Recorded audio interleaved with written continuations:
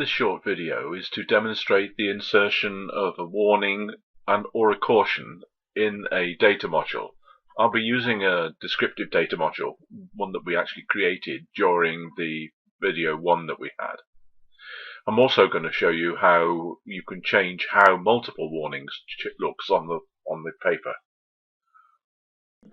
What we're going to do here is to insert a warning in this data module. There are a limited number of places you can put warnings, so one of the first ones I'm going to do is to actually put it ahead of that first level heading there. So what I'm going to do now to start with is to collapse the identification and status area. There's the description, and what I'm going to do is to put the warning in there. And as you can see now, what we've got here, warning, and we can actually put a warning in there. So that's what I'm going to do.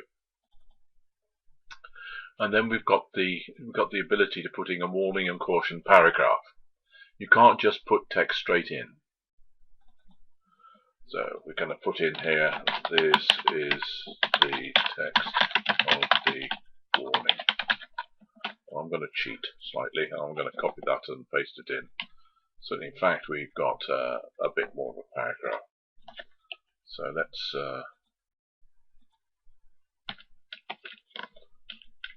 there we go. We've got a bit more of a warning there. So it's as easy as that to insert a warning.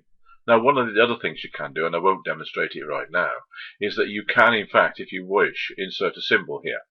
Now, this is quite important because a lot of the warnings nowadays do have symbols attached to them. So it's important that actually you do have that ability to put it in.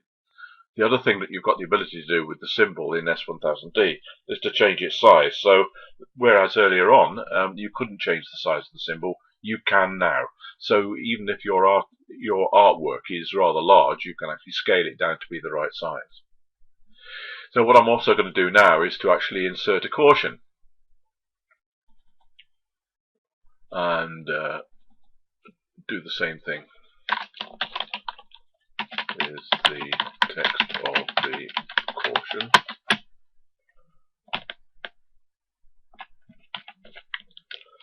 Copy this. And I want to demonstrate something else in a minute. So, right. So what we've done is we've put a warning and a caution in, and you can see that it fits there very nicely. Now, some occasions you may want to have more than one warning in there. So that's precisely what I'm going to do now. I'm going to insert a second warning at this point. One of the reasons why I want to do this is because I want to show you what actually happens, because they've got some formatting issues which you may wish to apply. So I'm going to insert another warning, and of course we've put in a warning and caution note there.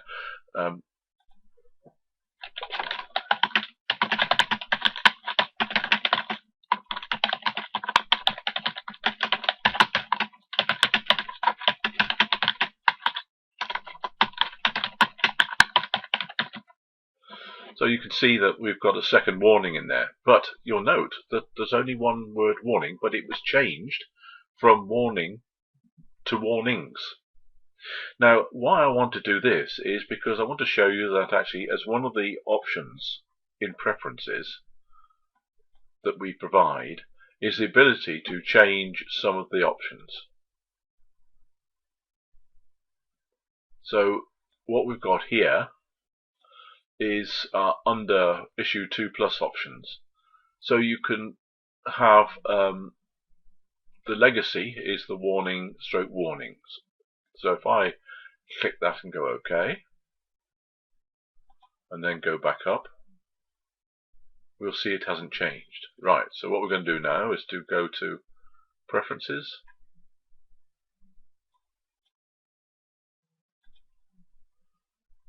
and change that to 2.3 singular. What you'll notice is that we have now two texts called warning. So you've got the option. It works the same for cautions as well. So you do have that option to have either a single word called warning or double warnings, but each paragraph associated with the warning has a bullet in front of it. Personally, I don't know which is the best one, but it's up to you which you choose. And of course, you have to follow the specification or the business rules, whichever ones they are. What we've done so far is to put in warnings and cautions. And one of the features of S1000D is that you can actually insert graphics associated with the warnings. So that's what we're going to do now. And we do it by actually adding a symbol, accept that, and then insert an image. And we're going to have, we'll have this radiation JPEG. I'm going to pick 300 dots per inch. So what we've got now, it does all the normal things when we actually set a graphic. So what we're going to do is put that in there like that. Now clearly you can see actually that that's far too large for what it is. But of course one of the things you can do within S1000D is to actually change the reproduction height and width, and that's what we're going to do. So I'm going to change it to 2 centimeters and reproduction width to 2 centimeters. And you'll see now that we've got a nice 2 centimeter graphic displayed there. You can, if you wish, rather than have a specific width and height, you can actually have a scale on issue 4.1, and so you just put in 50 or something like that, and it would actually scale it down. I'd much rather put in the reproduction height and width because that's a finite value.